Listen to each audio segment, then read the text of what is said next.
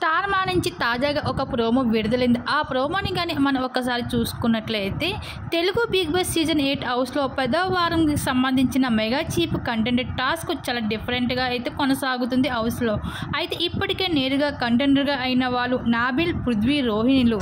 అయితే నాబిల్, రోహిణిలతో టాస్క్లు అయితే కంప్లీట్ అవ్వడం జరిగింది. నెక్స్ట్ పృథ్వీతో థర్డ్ లెవెల్ టాస్క్ అయితే పెట్టబోతున్నారు బిగ్ బాస్.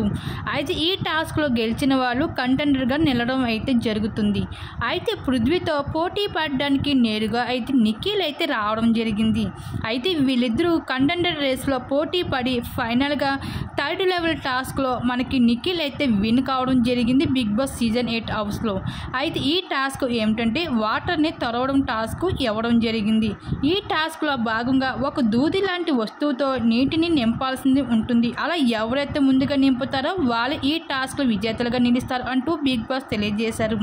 అయితే ఈ టాస్క్లో నిఖిల్ విజేతగా నిలిచి కంటెండర్ రేస్లో అయితే కొనసాగడానికి అయితే కంటెండర్గా నిలవడం జరిగింది బిగ్ బాస్ సీజన్ 8లో.